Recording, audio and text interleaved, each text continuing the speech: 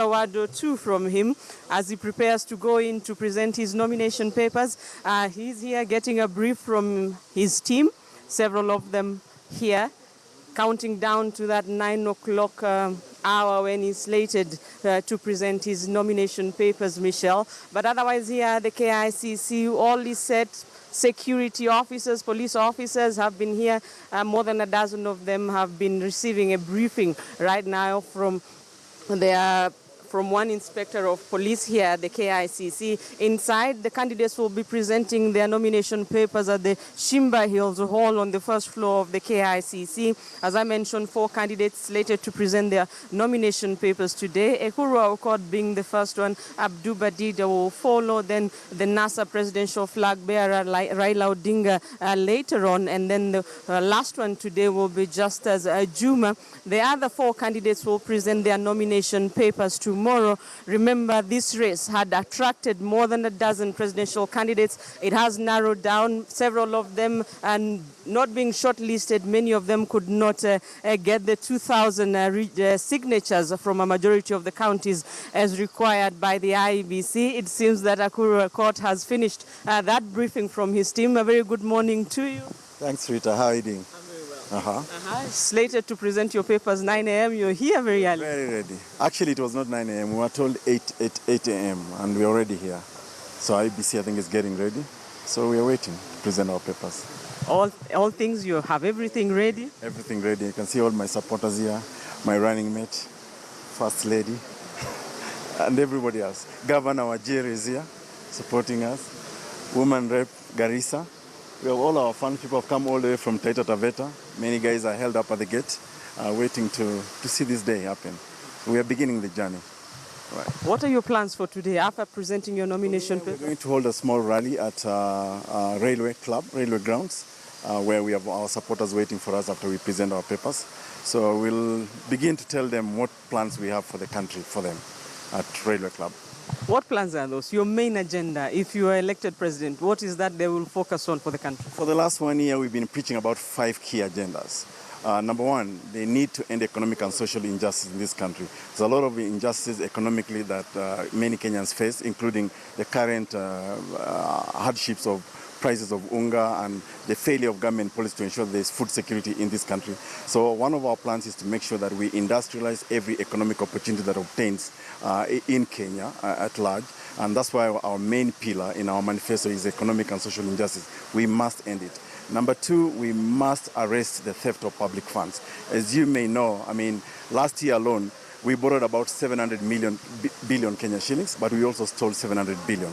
So theft of public money has been ongoing for a long time. Nobody's bothered to stop it.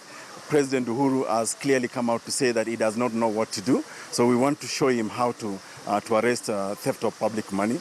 People must be arrested, people must go to jail, we must recover those assets. So you need political goodwill to be able to fight theft of public funds, which they sanitize by calling corruption. Number 3 is they need to end negative ethnicity and tribalism in this country. If you look at the 2 formations, the reason we are different from them is that the 2 formations are mainly based on ethnic mobilization, tribal mobilization. You want the Luyas, you bring Mudavadi into NASA. You want the Kalenjin, you bring Ruto into NASA. You want Kambas, you bring Kalonzo into NASA. You want the Luos, you bring Raila into NASA. On the other hand, you want the Kikuyus, you bring Uhuru. You want the Kalenjin, you bring Ruto. So for us, we are trying to say, this country cannot be run on tribal mobilization. That nonsense has to end, as we say in third way. Ukabila ni ujinga. None of us chose to be born the tribes we are. And so we are presenting to Kenyans a totally new outfit, which says we don't care about tribe. Every Kenyan must be given an opportunity, regardless of his ethnic orientation, to be able to make a living. We want to give every Kenyan an opportunity. And the first thing to do that is try and remove it from the way we are being governed, from the leadership structure in this country.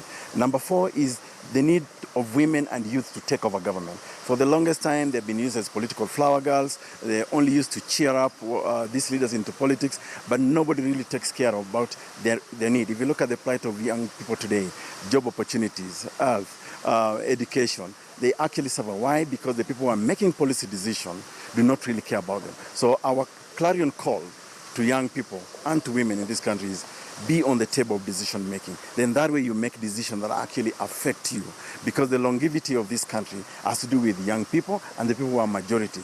And the last one is they need to implement and protect the Constitution. At our last count, the government of Jubilee had violated this Constitution about 18 times.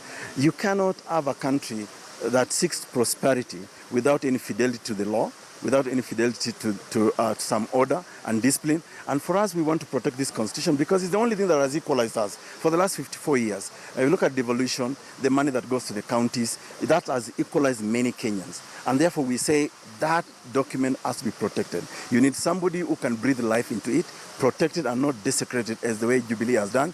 The opposition has also failed. They have an opportunity in Parliament, in the National Assembly, to be able to bring motions that actually breathe life to the Constitution. They haven't really done it. So with those 5 key issues, and of course the 6th one is what we call cross-cutting factors.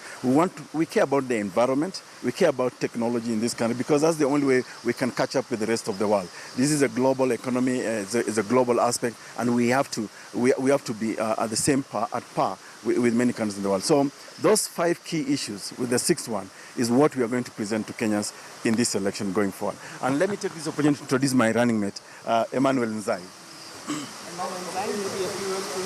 Very good, thank you. I'm very, very excited. In fact, I'm so glad that IEBC did it right here today. They went alphabetical. That's why we're here first. So I think that's a message to the Kenyan people that Ekuru Aukot and Emmanuel Nzai have come in, and it's not about 2 horses anymore. Okay, we're bringing a camel, which is going to be the 3rd, and I think most of them will really resonate with what we have